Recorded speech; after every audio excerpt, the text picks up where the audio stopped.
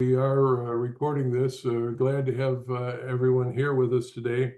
And we will put a link to the YouTube video on LinkedIn, probably on the event captions and comments, and Nova and I will put it on our pages as well. And I'm sure you'll find, other places that you want to link it. So um, uh, anyways, at the end, we're going to give everybody a chance to ask Nova some questions. So Nova, let's get started. Looking at your LinkedIn profile, the impression people will get is that you're a glamorous, successful, and very involved person. One might even think that you're an overachiever. Um, because you're described as a psychologist turned award-winning futurist and fashion designer. You bring a unique blend of creativity, technology, and leadership to the table. With over 15 years of experience at the intersection of style and technology, you have carved out a niche as an innovative thought leader in Web3 movement, and currently are enjoying building and creating with AI. And I might add, the reason why we're here is because you have written your second book, or published your second book. So um, uh, before we talk about the book, I wanted to give people a chance to get to know you a little bit better. The book is The Jockey on the Horse, a creative guide to AI, how to thrive and increase creativity in the age of AI. But you had a very interesting and unique journey to get to this point. So I'd like you to tell us about that journey. Okay, well, I'm excited to be here. So thank you so much, Elle. I'm super inspired by everything you're doing in the creative space, in the AI space, and it's always fun to have a live fireside chat. So thanks again for hosting. In terms of my journey, I was born in Jamaica and I grew up in Connecticut. And so that sort of just sets the tone right there, like in cow country. So from a little island to cow country.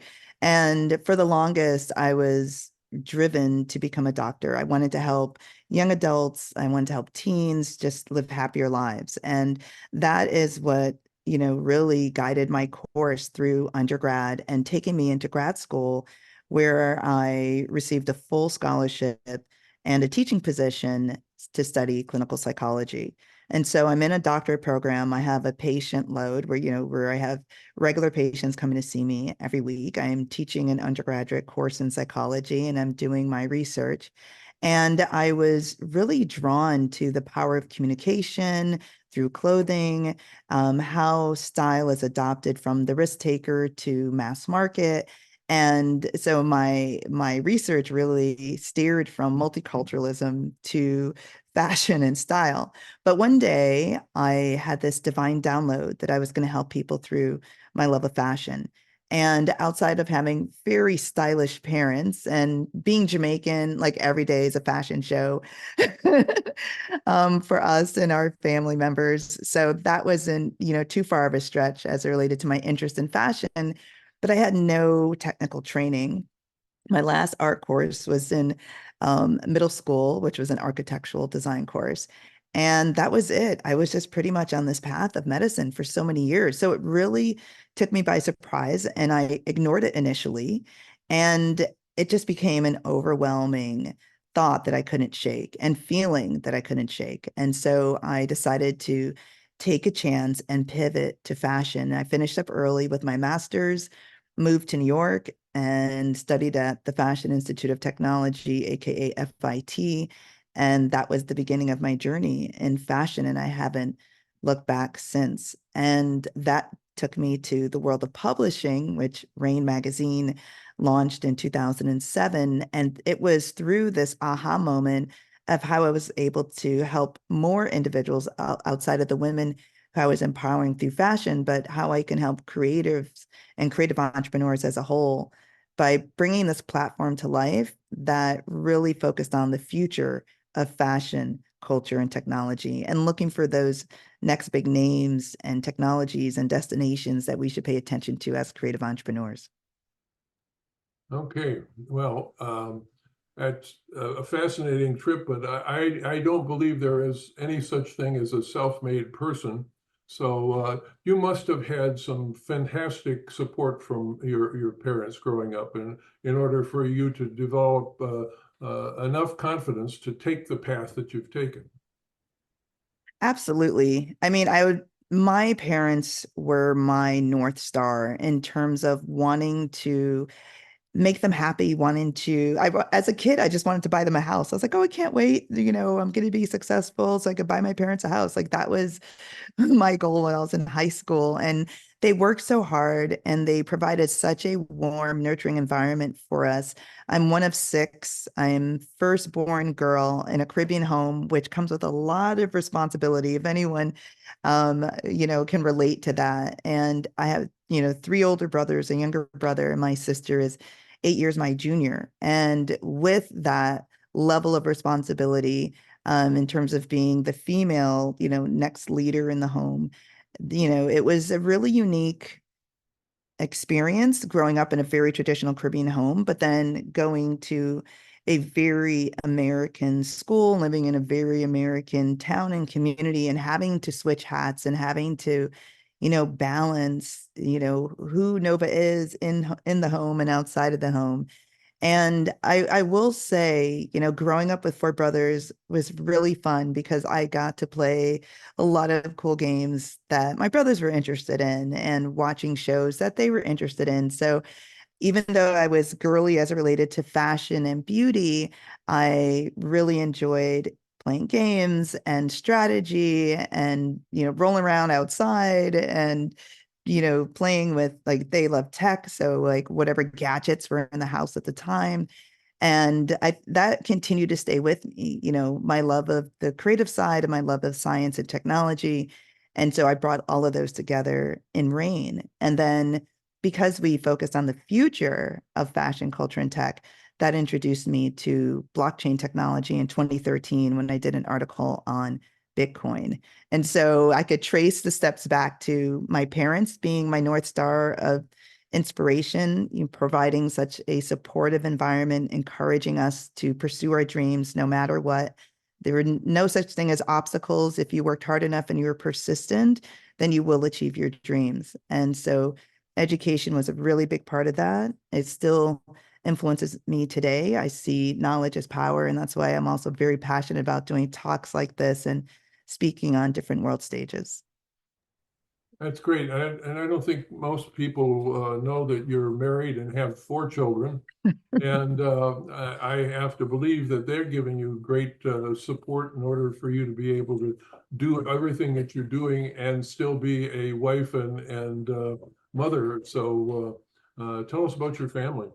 Yeah, so I had gotten married right before I started grad school. And that's why this pivot to fashion was, to me at the time, so abrupt, but again, very divinely inspired because life was great. I was just married, I just started grad school, fulfilling my dreams, and then boom, oh, fashion, what? But I would say that having a really supportive partner and my children, really quickly became my North Star. I actually found out I was pregnant with my son while I was in design school. And that really turned everything upside on its head because now I had to reimagine being a mother and a designer and what would that journey look like. And shortly thereafter came his sister. And so when I launched Nova Lorraine, my couture company many moons ago, I had a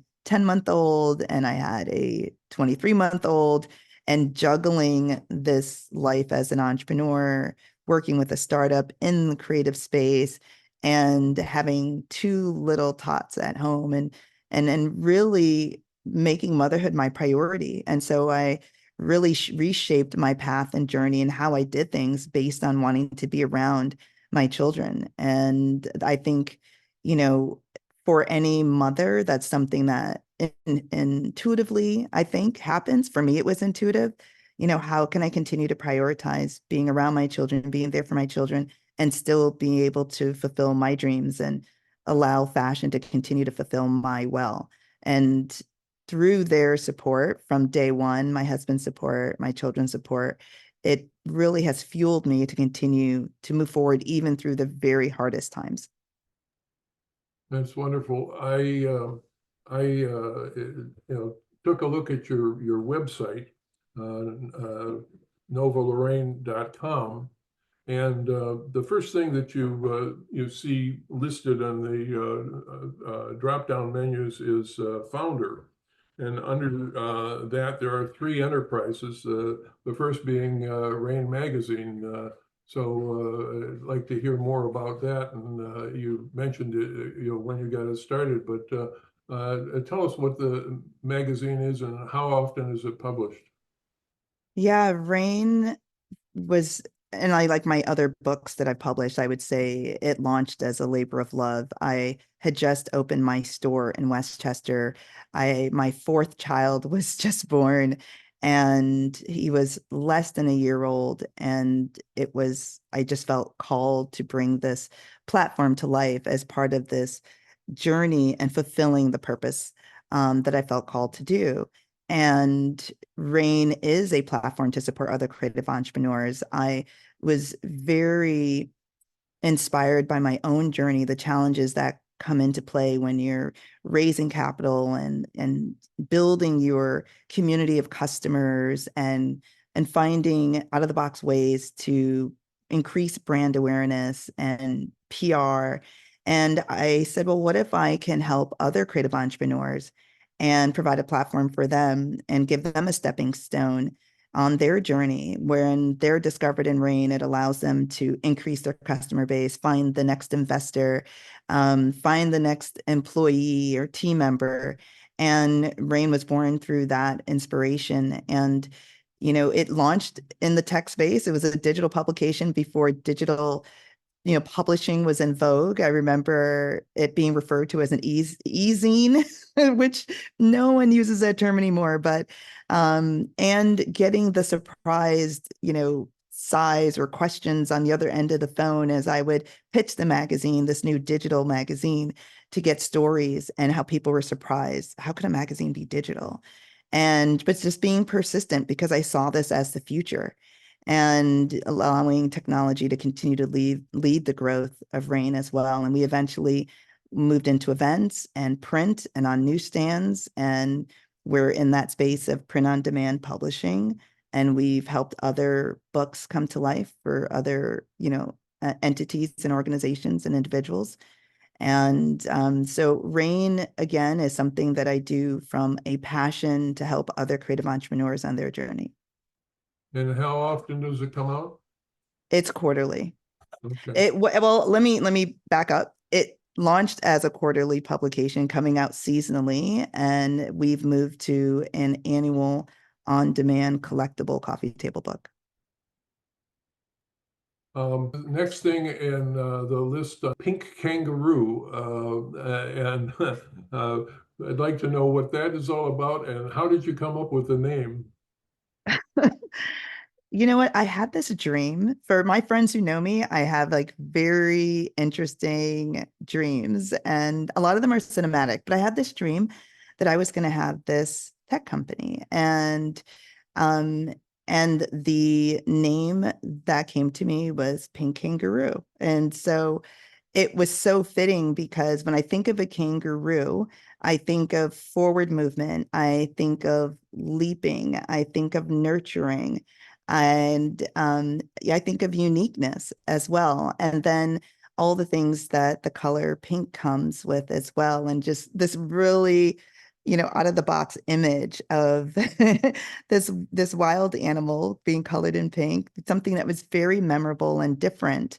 And I feel like the stories we bring forward through Pink Kangaroo, as a podcast network, is about transformation, is about identifying uniqueness in individuals and in the projects that they're, bringing to life. And it's also about growth. It's also about providing knowledge that can help nurture your soul, nurture your business, nurture your life.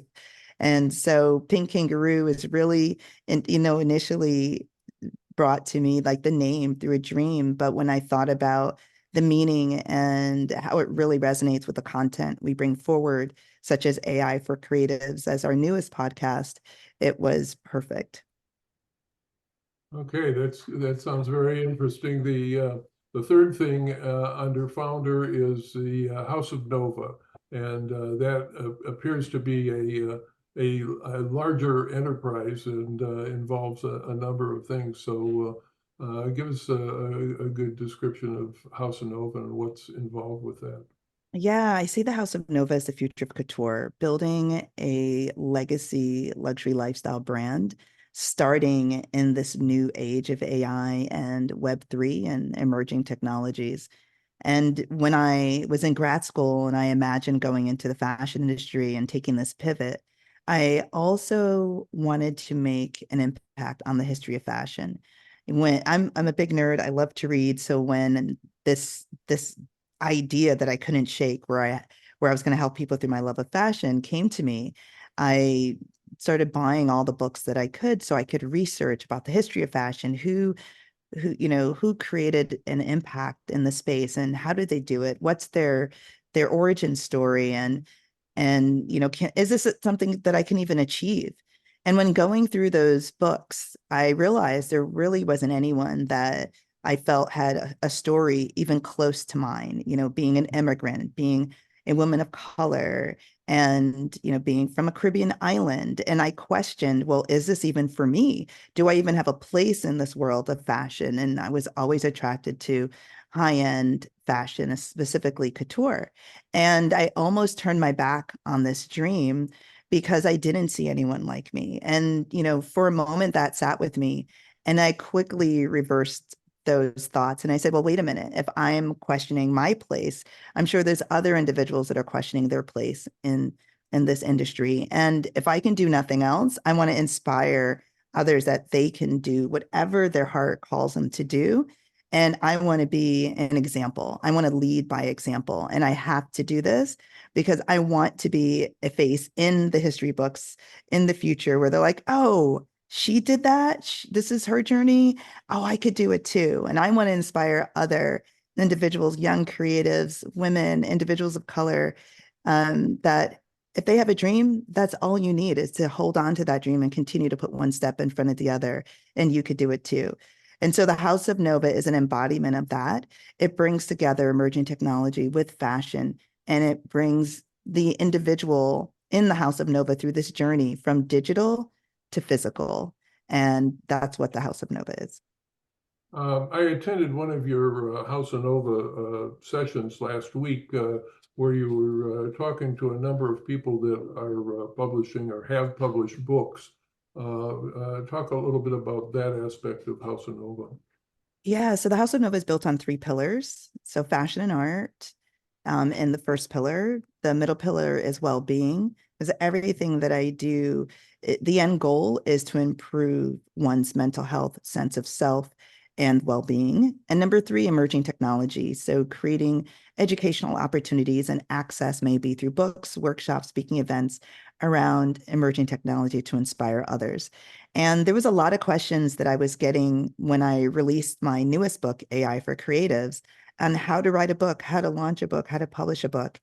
And through the collective, which is a group of founding women that have achieved incredible things on their journey of entrepreneurship, in which we come together under the House of Nova Collective to support each other and help each other grow, bringing these women together to provide insights around how to publish and write a book. And so we have these audio events live on LinkedIn once a month where the members come together to share their knowledge and support other individuals that are looking to improve or increase their knowledge and awareness around fashion, well-being, personal branding, or emerging technology. Okay, you have a page on your site that is She Who Protects NFTs, and you also have other AI art on your site. I'd like to hear about both of those things. Sure. And I am happy to share my screen to just walk individuals through. So She Who Protects is a 12-piece collection, art collection. Um, I call these images fashion art because I envision them living on canvas, framed on a wall in someone's home. But then I also see each and every one of these garments coming to life. And this collection was inspired by a trip that I took to South Africa for my father's 80th birthday. And he was always in love with nature and wildlife. And this was a big dream of his, to see these big animals in real time. And so we as a family went to South Africa, and I was really fortunate and blessed to have spent 2 days with the elephants. And for me, it was a phenomenal way to show how connected we are as humans to nature, with elephants being that point of inspiration. And the more I learned about the elephants and how closely they move and engage and communicate to how we as humans move, engage, and communicate and socialize, I was so moved and inspired to bring this story forward through fashion and art.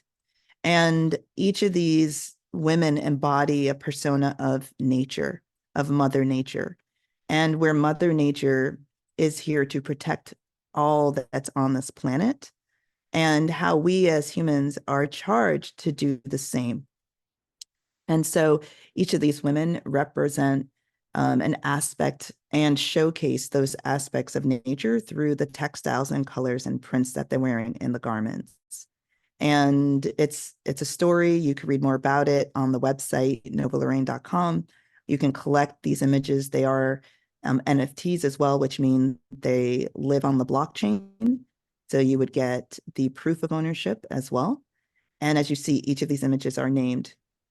Each of these women have it. Raya and Mist are the ones we're looking at right here. So it was inspired by wanting to continue to create impact through fashion and art, and showcasing our oneness with nature through this collection that embodies nature, nurturing motherhood, Mother Nature through fashion and art. And that's the She Who Protects the Elephant collection. There's multiple images in each collection, correct? There's a total of 12 images in this one collection, and we donate a percentage of proceeds to ERU, which is the African Elephant Research Unit that rescues baby elephants and raises them and puts them back into the wild. And how about your other art that you have on your site? You've got a page, I believe, with a number of images. Absolutely. And all of these images were created through generative AI. And so I've been working with generative AI for about 2 years now. And I will create imagery for marketing, social media posts, storytelling, concepts for future fashion collections. I've been commissioned to create images and art for other founders and brands as well. And here are some examples of some of the art inspired by fashion or color or food. But there's usually a story behind each of the collections, and you'll see a good amount of these images through LinkedIn on the posts that I also do for LinkedIn. Well, we can't stop talking about your images without discussing the fact that you had one of your illustrations go to the moon. And how did that happen? Yeah, so that's a really interesting story. So as I shared, I will post content on LinkedIn, and the art that I was sharing had gotten a lot of attention. And so I was asked to submit some artwork for a contest where Bit Basel was seeking impact artists. And so I submitted a concept that was very fashion forward, futuristic, that inspired me around what would I wear if I was traveling in space and wanted to be super fashionable. So I submitted that art piece and it was accepted, and I was awarded as one of the 22 artists that were a part of this larger project that was being organized by Space Blue, where 22 impact artists would be included in 222 artists around the world, both new indie artists and legacy artists, such as musicians and other fine artists, filmmakers, poets, etc., to have our works sent to the moon. And so my art piece was sent to the moon landed on February 22nd as part of the historic space launch. That was where the first rocket since 1972 was sent up, and successfully landed on the moon. And that is the story behind how Nova Lorraine, a little girl from the island of Jamaica, got her fashion on the moon. That's a really neat thing. We haven't even mentioned that you teach an AI master class and that you write a blog. However, we're here to discuss your new book. But before we do, let's talk a little bit about your first book. It was entitled "Unleashing Your Supernova: 101 Action Steps to Boost Creativity and Beat Burnout." Yeah, absolutely. So Unleash Your Supernova was published in 2021. Again, a lot of the things I do, I'm really inspired to do. I feel a calling to put something into the world that will help others. And I would always be asked about my journey, how I did what I did, accomplished what I was doing. And so a friend of mine has suggested writing a book and how I could help so many people, because I just casually give advice to, you know, founders and friends. And he felt that if I put that in a book, it would create a lot of impact. And so that was the buzzword. I was like, oh, I can help more people. And so that was a 2-year journey, though. It was not easy. I had no idea what I was doing. I went to a couple writing conferences so I could learn how to write a book and what were the best ways of doing this. And 2 years later, I was able to get an agent, and she pitched it to several publishing houses. I was offered a contract as a first-time author, which apparently something super hard. And that contract came during COVID, which was also something that seemed so wild because everything was shutting down. And here I was given the opportunity to bring my book to life. And I thought that, as well as the publishers, that the timing was really, really good, because Unleash Your Supernova is about the journey of becoming a creative entrepreneur, which is also a journey of personal growth. It's a journey of resilience, perseverance. It's a journey of looking within yourself and really owning what makes you unique and special. It's a journey of mental health and well-being and avoiding burnout, and how that pertains to so many things in our life. It's a journey of seeing yourself as an athlete, as a leader, as a champion, as a cheerleader, as you're corralling and recruiting a team to bring your visions to life. And it's really a roadmap in how to bring an idea to execution. And so the inspiration were women, were young adults and creative entrepreneurs, but it's really a tool for anyone that has something in them that they want to bring to life, but then also how to tackle all the obstacles that are in their way as they're taking that journey. And that's the Unleash Your Supernova book. Okay, well, your new book is called The Jockey on the Horse, A Creative Guide to AI, How to Thrive and Increase Creativity in the Age of AI. I love Yeah. the symbolism, by the way, Mhm. of the title. That's terrific. Can you see that? Now, this is not your typical how to prompt book about AI. This is got a whole different approach. So tell us how you did approach it. Yeah, I wanted something that was evergreen, that really anyone could have as their pocket guide. They can bring with them, they can reference back to it. I wanted something that was also interactive and brought in my love of showcasing ways of protecting our mental health and well-being.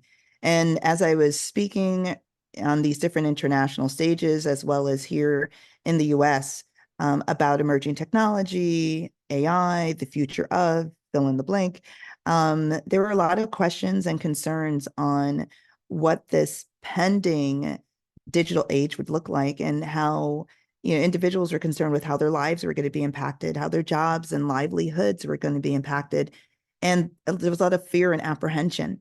And I wanted to get ahead of this period of disruption that we're in and where it's going to increase as old jobs go away, old ways of doing things go away, new models and paradigms are created, new job titles are created, and what can I put into the world that will not only teach someone what is AI, what is its impact, how can we use it ethically, but then also help them navigate disruption and change and be a resource for them in their journey of pivot, maybe to entrepreneurship, maybe to upskilling with these new technologies, maybe to say, hey, I don't want to participate in this new digital age.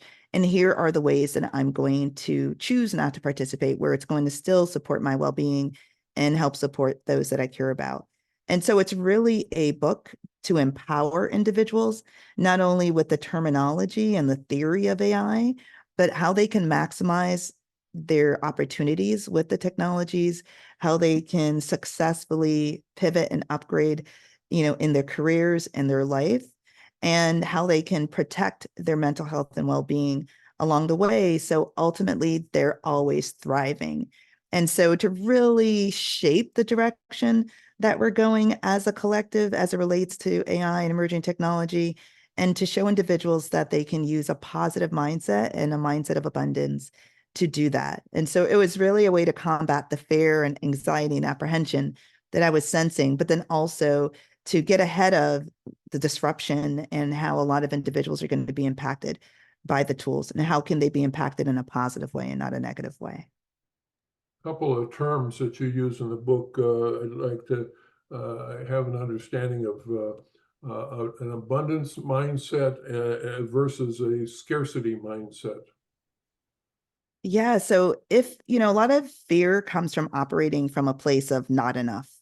Either it's an individual perspective, I'm not enough, or there's not enough resources for me to get my share. So if you think of a pie, for example, and you slice the pie and you are late to the party and you're not going to get a slice of the pie, or that you may not know the code to get into the house, to get into the party, or whatever those hesitations are where you're not going to get what's owed to you or what you feel is owed to you.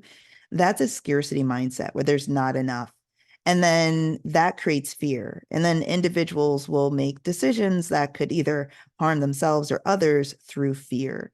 When you have an abundance mindset, when there's more than enough, no matter what time you get to the party, no matter if you've eaten 2 or 3 slices, there's still going to be more there. No matter if you knew the password or not, no matter if you're wearing the right clothes or not, there's still going to be more than enough pie for you to eat when you are ready to eat the pie. And when you do that, you're operating from a place of peace, of joy, of, you're at rest, you're relaxed, and then you're making decisions from that point of view, from that perspective, where you're going to be more giving, more compassionate, more empathic, because no matter what, you're going to be full. You're going to have enough to eat where you're full and satisfied, which means you're going to be in a position where you can give and share to others. And so those two mindsets are at the opposite ends of the pole.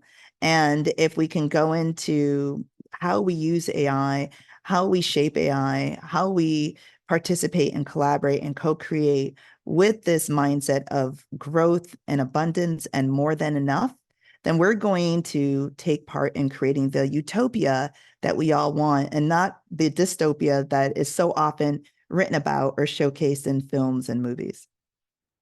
Your second section of the book is on future of fashion and the creative economy. I found that a fascinating section, and I think, we see people on LinkedIn doing fashion images all the time and everything. But what is your vision of where things are going with this? Yeah, I love that question. Of course, being in the industry for umpteen years and being really passionate about fashion, not only from the artistic standpoint, but using it as a tool of empowerment. The tools that we have now, and not just artificial intelligence, but we have blockchain technology, we have augmented reality and spatial computing, we have immersive environments, 3D design.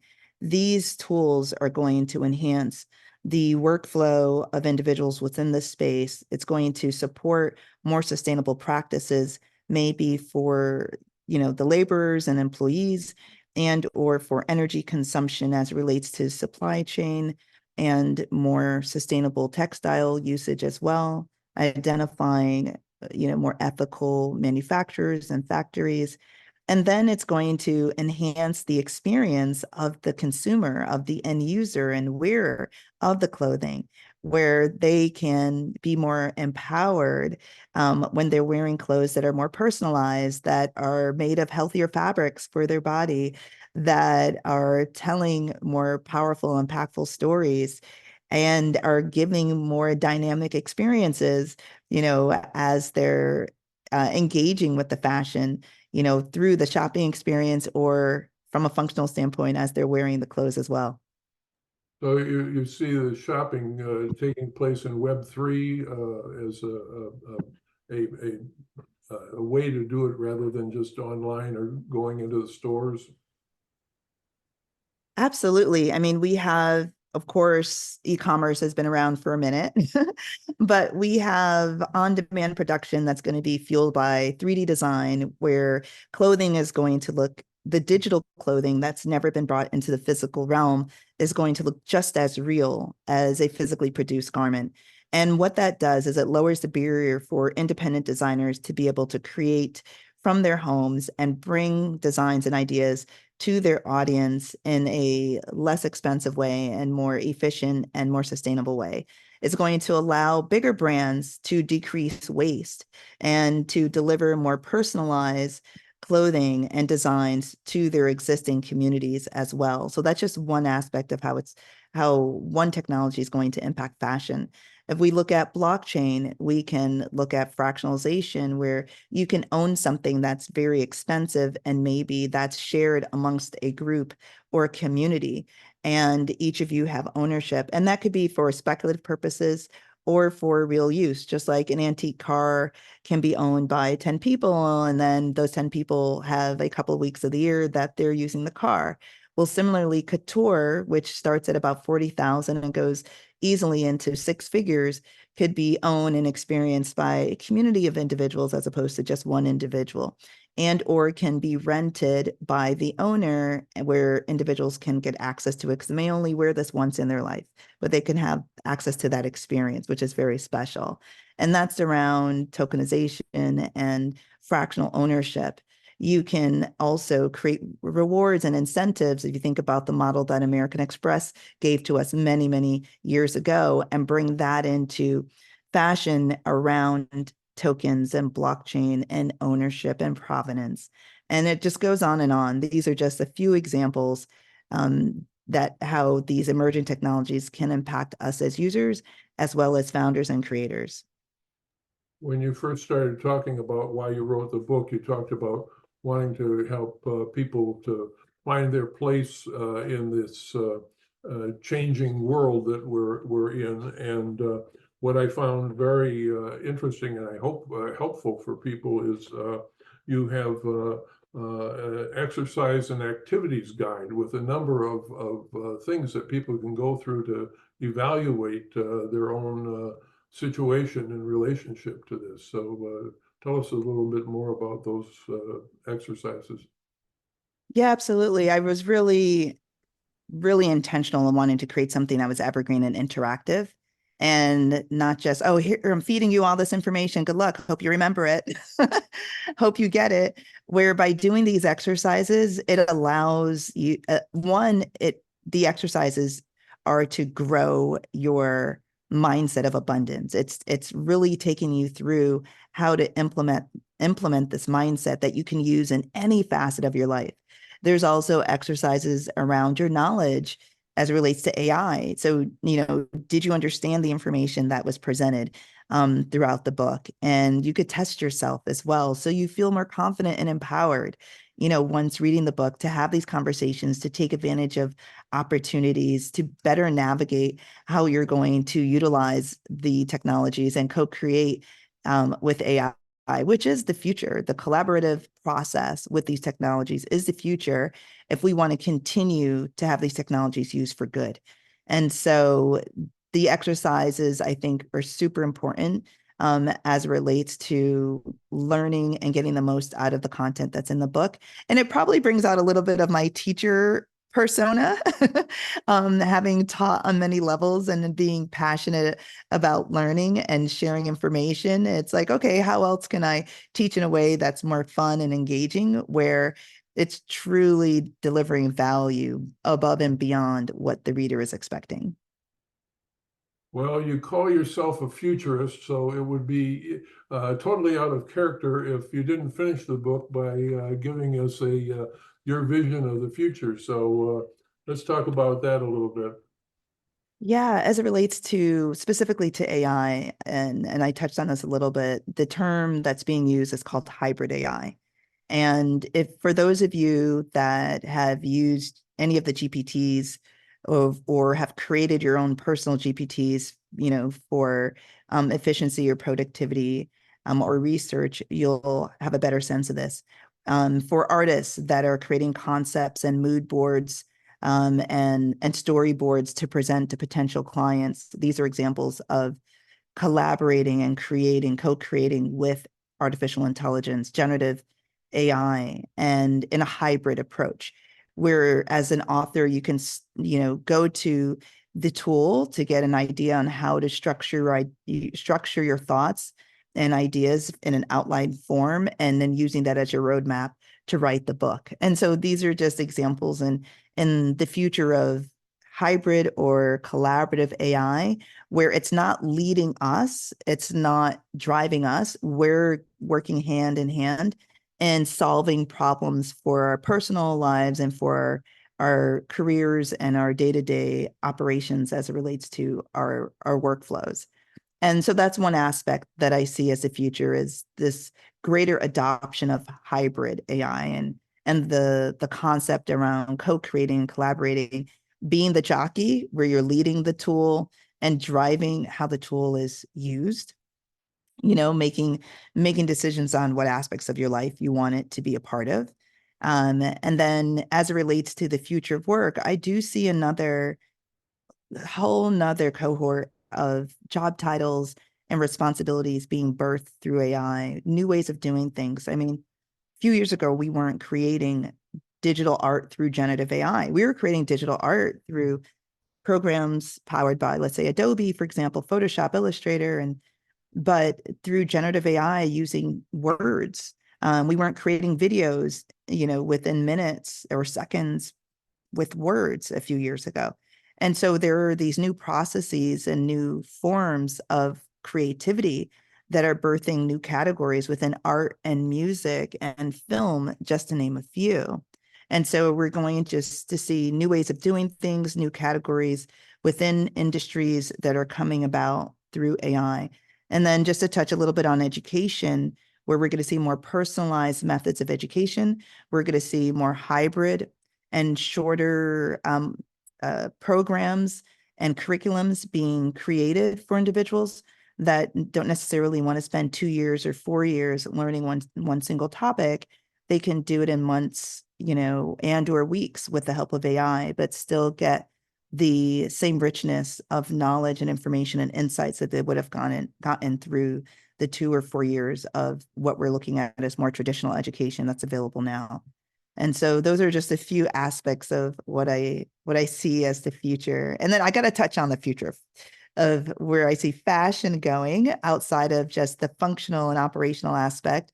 In terms of what we're wearing, we're going to see more 3D printing, more, exotic materials, but made from not necessarily animal skins, but made from plants and vegetables, and then textiles that don't even exist now.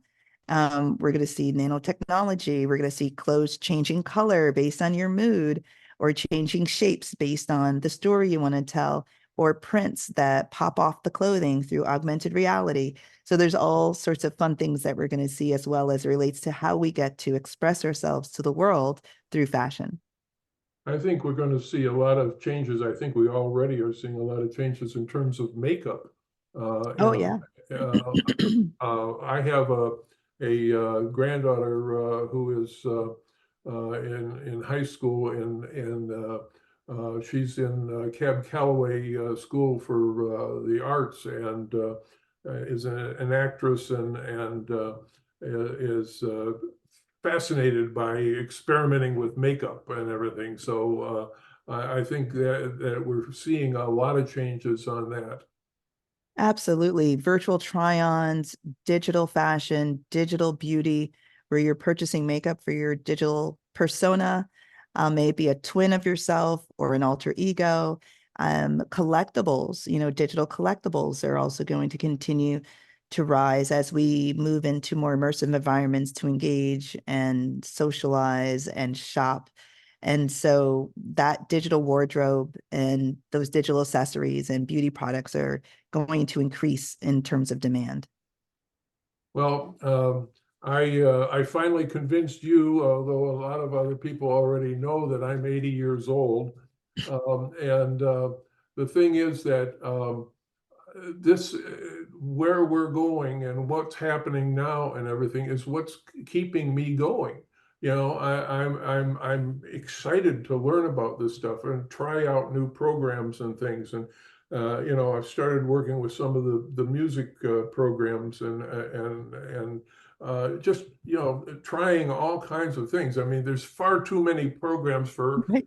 any of us to do them all, but I find this time to be an extremely exciting time, and I think your book is something that a lot of people could benefit from, and I hope that our interview here and being able to put it on YouTube and have people see this, even though we had a small group today, will help with the sale of that book. And speaking of that, where can people get both of your books?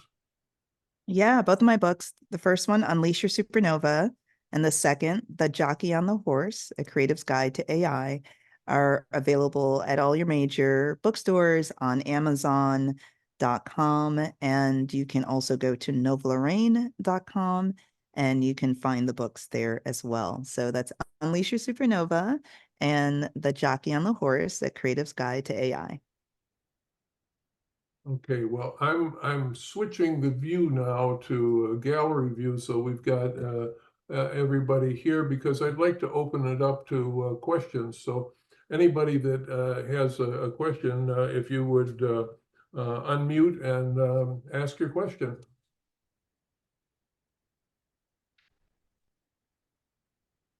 Anybody? You must have really covered it well. Well, I guess it's Eric. I guess I'll start out. Yeah, Eric. Can you hear me? Yeah. You're Okay. you're Thanks, mute. thanks so much for this. This is fantastic. So many interesting things. You're breaking up.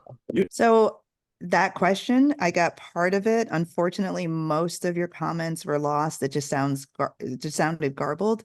But I did catch, how do I see the future of fashion as it relates to society as a whole? And if there's more to the question, please put it in the chat with the comments, because it sounded like you were saying something pretty amazing. So I would love to see that the expansion in the comments, but for some reason it was coming through garbled. But in terms of the part of the question that I did hear, I really see fashion Is as, this any better? that is a Is little this any better, better? a little better. You want to try again? The question was, sir, the question was, have we become a less fashionable society because I remember, especially in New York, everyone was fashionable in the 50s and the 60s. Everyone would dress up to go to the theater, but that's not the case anymore. Now it's all about comfort. Yeah, so absolutely. People did dress up more in the 50s and 60s, and it's a very casual vibe right now. And I was just having this conversation yesterday, actually, because I love that era of glamour and glitz, and it was expressed in the music, and of course, how people showed up maybe for house parties or at nightclubs and restaurants and lounges. And I do see fashion as a snapshot of not just our individual, how we're feeling for the day, but how society is feeling.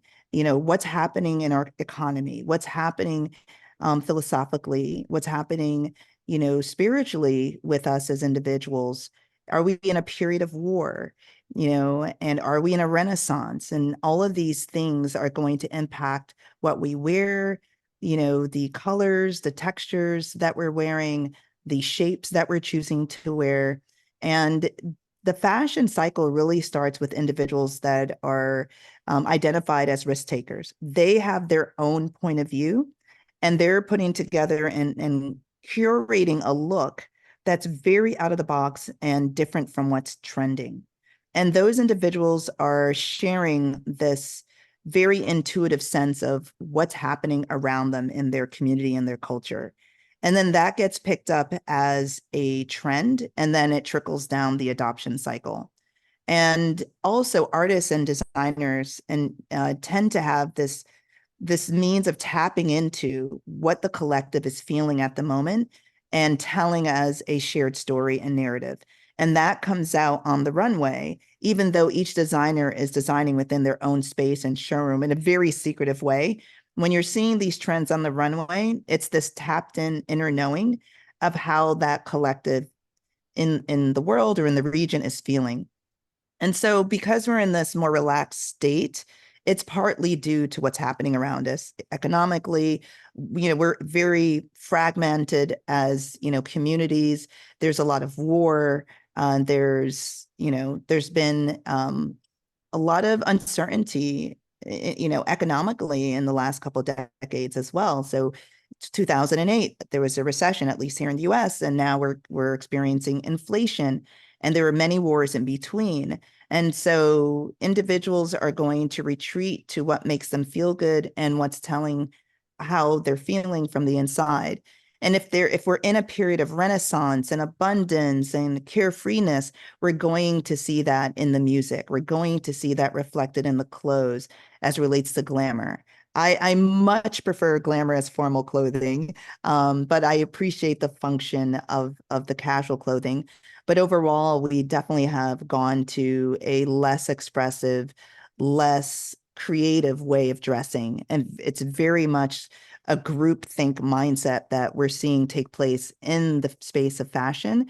But what's exciting is through these technologies such as AI, being able to design in 3D, be able to directly connect with our consumers more easily, we're going to see more independent voices speak the true essence of what their communities are feeling. And we're going to get a better perspective of culture and art. And it's going to happen through the independent designers and artists. And these tools are going to empower us to do that. And we may see a rise if it's called for functionally as well. If we have more time on our hands due to AI, we may be throwing more parties. And if we're feeling happier and more abundant, then it's going to show in our clothing. And so clothing and fashion is going to get more glamorous and formal again. I hope that answers your question. I also think that we're seeing through AI, particularly like with Midjourney, because it's so creative, I think we're seeing new looks that we've never thought of before. And so I think the generation of these new images is certainly going to influence us in terms of the direction that we go in terms of makeup and clothing and lifestyles. Absolutely. And being able to showcase looks before they're produced and really get a sense of what the public wants, as opposed to the public sort of being succumbed to a trend report being put out by a corporation that's being bought by 90% of the manufacturers, and you're just seeing the same thing over and over and over again. And so on-demand production and being able to bring new ideas to life through generative AI is going to also reshape what we're seeing on the shelves as well. Any more questions, people? I'd love to hear from you. And Hey, what's up, folks? Hi, thank you, everybody. Albert, thank you for hosting. Nova, good to see you again. It's been a while. I saw you last year at some big conference we had. I don't know if you recall me, but anyways, what's up, folks? I'm Jay Zielinski, whatever you want to call me. I've been working in games for about 20 years, and I've been a character artist, at like Midway, doing creative player assets. I transitioned into Zynga, etc. Lots of user-generated stuff I'm seeing. I've been working on Ark, the dinosaur game, lately. If you know anything about mods, you can understand that community is what drove that success. I'm off that chain now, so I'm back where I was last year, Nova, which is looking into digital, assets to couple my background in games and start building kind of that metaverse, around what I've seen you doing, Nova. So my question is, as a person without formal training, I respect and love Virgil Abloh. I'm in Chicago, so a lot of deep roots here. But I can't go to France and do all that, but I am heavily invested in things, right? I want to start building my company, if you will, my fashion brand, and make it accessible through the digital aspect first. So if you come to me and buy a pair of socks, that sock is blockchained, you own it. And then when I release that as a physical item, I give you that, what have you. You've seen Louis Vuitton and Dior doing this a little bit with the boxes. So but where I start though, so my question is, and I'm sorry to segue, but where is the best place to build that with a good audience, and not necessarily like deep rooted, knowledgeable people like yourself? Obviously, you're the people that hold, how to do this, but how do we because I know the Web3, the NFT, all this stuff has had a huge backlash. All the crypto stuff on the face value of it has had a really big kind of reverb due to, the Bored Apes and all that. Yep. Now, how do we kind of reshift that lens? And me as a designer, or let's say a game designer coming into this space, no knowledge of this, stepping on your toe. I mean, dude, I'm doing everything wrong. Help. Okay. Well, thanks for being here as well, and thanks for your question. And Eric, thanks for your question as well. I would say you are absolutely going in the right direction. I feel that me personally with the House of Nova, it's a very similar journey, looking at gaming and fashion and film and entertainment really coming together and converging, and the lines between all of those things are going to blur. Yes, we did have the downturn in the crypto space, and, metaverse spaces weren't built as easily and as quickly as everyone was hoping. And there was a lot of confusion in the space, which has set back those that were really just in it for the profit and the quick run, and not in terms of the long-term play. What we're seeing now are startups and your legacy brands building immersive environments in anticipation of this new age of digital engagement, and gaming being a leading force. So fashion and gaming and of course fintech are three areas that are leading the charge as it relates to use cases, and film and production companies are coming into the game as well. And so what I would say is be patient, build your community, find where they are living. Are they living on Instagram? Are they living in Farcaster? Are they on Unreal Engine? Are they on Unity? Like, where are they? And then create the awareness of your brand to them and start testing things, put out those socks, put out those sneakers, whatever the product is, and see what they like. And maybe you're just taking inventory of their preferences in lieu of launching maybe in 6 months or 12 months. And then finding a marketplace where it'll be easy for them to access those digital assets. Is it going to be within spatial because that's where the majority of your community is, or is it going to be on the Unity marketplace because they're gamers and they're looking for more interesting, wearables for their gaming experiences? So I think you're on the right track, and we're still a little early for the Web 2, general audience, unless you're going after Roblox or it's a pedo audience. You're going to be having to use these social platforms and or the existing gaming platforms like Unity or Unreal Engine marketplaces to be able to reach individuals with the assets that you're creating. Yeah, I agree with you in terms of, I think that this is an ideal time for market research, in terms of, you don't have to produce the items necessarily when you can show pictures of things and get reactions from people as to what their preferences are, because I think that by doing that and getting it out and getting a good sample of reactions, that it will be very helpful to you. Yeah, that is super awesome. Thank you so much, because I mean, I think that hits right on the point of, I don't have the capital, and nor do I want to invest 5 years to build something that's a maybe. So with my capacity and my, efficiencies in 3D and whatnot, and Nova, like with where this AI is going in a creative capacity, you can see where my wheels are turning. I don't want to touch a computer when I create. I want to say, all right, I need a clothing garment and it's going to be 2 by 3, blah, blah, blah, blah. And then boom, it's there printing in my garage in about 2 minutes. That's where I'm heading. Okay. Yep. And I'm putting it on my shelf in my shop downtown by Supreme. You know what I'm saying? Yep. So Yep. God bless you guys all. This is, I mean, so Albert, you're like, I'm 80. Dude, you're excited? My God, I'm sorry you're 80, because I think, man, dude, the next 20 years, I'm just excited too, man. So I'm going to hang around for as many of the next 20 years as I can, I'll tell you. I hear you. I hear you, man. Thank you guys. That's awesome. Thank you. And let's connect offline, Jay-Z. I'd love to hear more about what you're doing. Yeah, absolutely. More questions, anyone?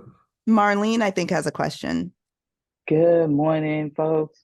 Probably can't see me, but hi, Nova. It's so good seeing you again. Yeah. Looking lovely as ever. My question is, I have been following you and we've been friends for a long time. How do you balance keeping up with what's going on in AI, because it's ever changing, right? You balance that with your entrepreneurship and of course your family. It just seems as if to me that you always have the latest information, you know what's going on. And I just want to know, like, how do you keep up with it all?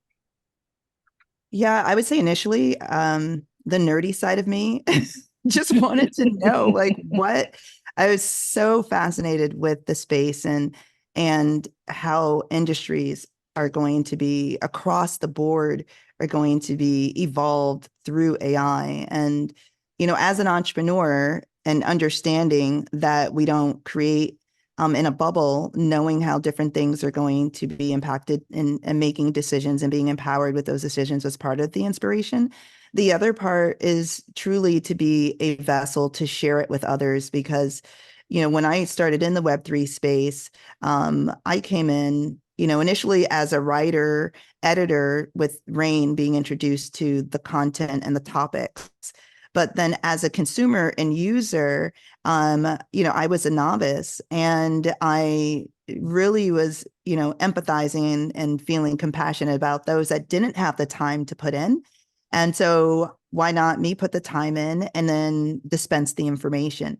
So through podcasting and writing blogs, and speaking, and now with the book, it kind of forced me to stay on top of everything.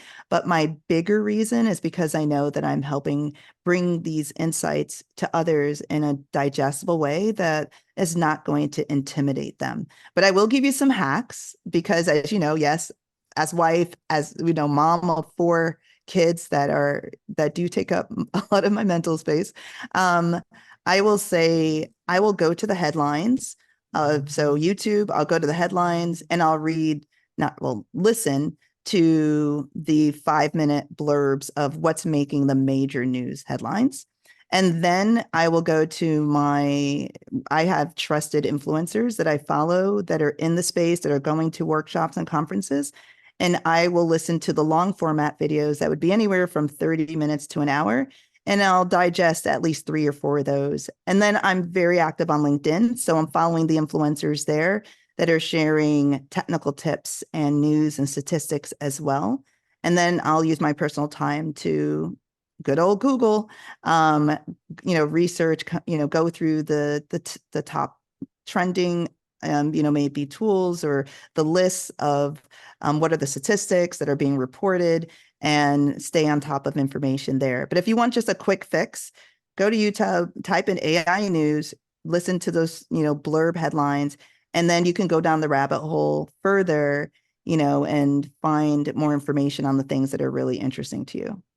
And we also have a wonderful global community that supports each of us, very positive on LinkedIn. I've got friends all over the globe now because of LinkedIn, and everybody is providing their latest things that they've tried and tell us about different programs. And because I do the main event on Fridays, I often have people sending me things to make sure that I saw them and everything too. So LinkedIn is a phenomenal AI community, and well worth getting in there and paying attention to it. Absolutely. And AI for creatives, I'll digest that information to my audience, podcast audience. So again, that's a great way to just stay up to date, is subscribing to AI for Creatives podcast. Any more questions, people? Thank you, Marlene, for that question. Hey, no, hey, I try thank not to you. think about the juggle. I try not to think about it. Just do it. Yes. Well, I definitely have to get in a lot of like mindful walks or runs in between for sure. Camille, you No got a question? questions, just a comment. I mean, I have so many notes from today, from your talk about the book and, juggling things and your responses to questions. So I just wanted to say thank you again. It's awesome. Thank you, Camille. I appreciate you. Thank you for being here as well. I appreciate you. Mhm. Well, this has been a good session, Nova. I think that you'll get much more mileage out of it with the recording, and I'm very glad that I was able to do this with you, and I look forward to many more conversations with you. Absolutely. And I just have to just touch on the comment that Albert made, that how excited he is. And when he told me he was 80, I legit did not believe him. I was like, oh, okay, whatever, Al. and then he sent me a photo from his birthday party. And I was like, oh, you are really 80? Are you kidding me? Like, so inspiring. I'm bragging on you all the time because equally, this space is exciting. It's ever changing, and it does give you something to look forward to, and to have an individual with your life experience and your creative skill sets to be in this space to look up to, and so freely sharing and giving your insights and knowledge is so admirable. So thank you for also being a North Star for so many people, and for hosting this event today. Thank you so much. I have to tell people the picture that I sent her included my 6 sons, 4 daughter-in-laws, 3 girlfriends, not my girlfriends, my sons and grandsons' girlfriends, and 13 grandchildren, all in one wonderful picture. And so I feel very blessed, and I'm very grateful that I can continue to be working, and clients keep coming, and it's a good life. It really is. So again, thank you, everybody, and thank you, Nova, and we'll send you that link for the video, okay? Sounds amazing. Thank you, everyone. I appreciate you being here as well. Thank you for your questions. You're Thanks, welcome. everybody. Thank you. Thank you. Bye-bye. All right, have a good day, everyone. Bye. Bye-bye. Bye.